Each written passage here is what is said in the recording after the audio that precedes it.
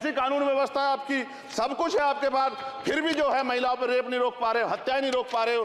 सुनो भाई, मैंने ध्यान से आपको सुना है, सुनिए जरा। No don't please. जिस दिन अम्बेडकरवादी गुस्सा हो जाएगा वो फिर इस सरकार को जो 24 में आ गई है वो आने वाले चुनाव में ऐसा सबक सिखाएगा कि दोबारा पलट के नहीं देख पाओगे। तो मैं मेरे दाएं तरफ जो साथी बैठे उनको बुरा लगेगा, कर्नाटक में 14,732 करोड़ रुपए इन्होंने दूसरी योजना में लगा दिए और मध्य प्रदेश में आपने 95 करोड़ रुपए जो है दूसरे बजट में लगा दिए। हमारा जो मिलता है उसको तो मत छीनो भाई। एमएसपी की लीगल गारंटी कोई बात नहीं हुई है। किसानों को जो 6,000 रुपए मिलते हैं उसको बढ़ा के 12,000 रुपए करना चाहिए और फसल बीमा जो है उसका सारा प्रीमियम सरकार भरे, किसानों पर बोझ ना लगे। रिजर्वेशन प्रमोशन में लागू नहीं किया गया, पुरानी पेंशन को बहाल नहीं किया गया, इस पर चर्चा नहीं हुई। देश में मनरेगा समय न्यूनतम मजदूरी की दर 700 रुपए होनी चाहिए। समान काम समान वेतन पॉलिसी लागू होनी चाहिए। जो रसोई की चिंता करते हुए 500 रुपए प्रति सिलेंडर से ज्यादा के दाम नहीं होने चाहिए, जो महिलाओं को राहत मिल सके। बिजली के दामों में भी कमी होनी चाहिए। बेरोजगार युवाओं को 5,000 रुपए भत्ता मिलना चाहिए, जो बेरोजगार युवा जो है अपनी पढ़ाई या अपना खर्चा उठा सके।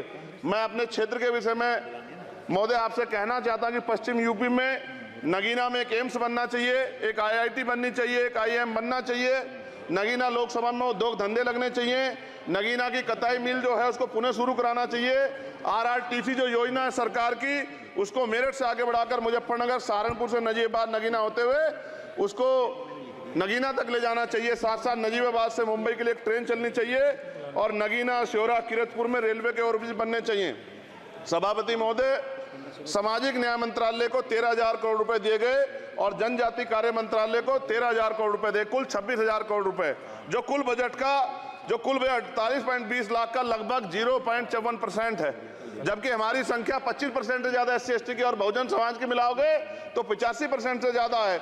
और हमारे विकास के लिए सरकार 1% पैसा खर्च कर रही है जो मिलना हमें चाहिए, जबकि मिलना हमें 25% चाहिए। ये ऊंट के मुंह में जीरा के समान है, कहावत हमने बहुत दिन सुनी थी। पिछले लंबे समय से हमारे साथ धोखा हो रहा है, लेकिन अब ये नहीं चलेगा। चंद लोगों की तराजू से देश के संसाधन नहीं बटेंगे। इस देश का बहुजन समाज बर्दाश्त नहीं करेगा। संसाधन का बंटवारा संख्या के आधार पे होगा। माननीय काशीराम साहब नारा लगाए थे, ना तो वोट हमारा राज तुम्हारा चलेगा, और आज हम कह रहे हैं ना ही वोट हमारा और नोट तुम्हारा चलेगा। इस बात का भी ध्यान जो है सरकारों को देना पड़ेगा।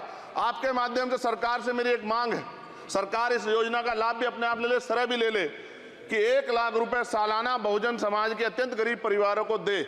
10 लाख करोड़ रुपए खर्च होंगे, लेकिन इस 1 लाख रुपए की योजना से एक झटके से एक परिवार गरीबी की रेखा से ऊपर आएगा और इनके बच्चों को कुपोषण खत्म होगा, अच्छी शिक्षा मिलेगी, महिलाओं को सम्मानजनक जीवन मिलेगा और इससे वास्तव में सबका साथ सबका विकास का नारा सार्थक होगा। अगर प्रश्न ये होगा कहां से आएगा, तो उसका जवाब ये है कि जब अमीरों का 16 लाख करोड़ रुपए माफ हो सकता है, कॉर्पोरेट टैक्स का घटाकर लाखों करोड़ रुपए का चुना सरकारी खजाने को लगाया जा सकता है, पेट्रोल डीजल के दाम 10 गुना एक्साइज ड्यूटी बढ़ाई जा सकती है, तो गरीबों को सरकार पैसा क्यों नहीं दे सकती। महोदय, समय आ गया है, अब निजी क्षेत्रों में आरक्षण की व्यवस्था होनी चाहिए। SC ST OBC को निजी क्षेत्रों में आरक्षण मिलना चाहिए। और मेरी आपसे ये भी मांग है, क्योंकि अब समय की मांग है और देश तेजी से आगे बढ़ रहा है, तो मैं कहूंगा कि सरकार का जो सबका साथ सबका विकास का नारा लगभग वो असत्य महसूस होता है, क्योंकि अल्पसंख्यकों में मुसलमानों, जैनों, सिखों, बुद्धिस्टों के लिए कुछ दिख नहीं रहा, उनकी कल्याण कोई योजना नहीं है। मदरसों को जो बजट मिलता था वो कम कर दिया गया है। आर्थिक तंगी से लोग मर रहे हैं। इंटर्नशिप की बात हुई है, परमानेंट रोजगार नहीं है। और दिल्ली में क्या हुआ बच्चों के साथ कल, उनकी सुरक्षा की जिम्मेदारी क्या है? वो आए तो बनने थे IAS IPS और बन क्या गए, लाशें बन के गए। यहाँ से कोई ध्यान नहीं दे रहा है, किसी की नजर नहीं है।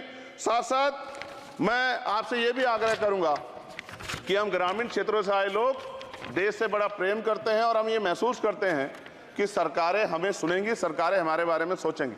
लेकिन ऐसा महसूस हो जाता है आज़ादी के 75 साल बाद, और जिसको अमृत काल कहा जा रहा है, आज भी SC ST OBC के लोगों पर अत्याचार हो रहा है। अभी 2 दिन पहले गोली से उड़ा दिया गया गाजियाबाद में और राजस्थान में गर्दन काट दी गई।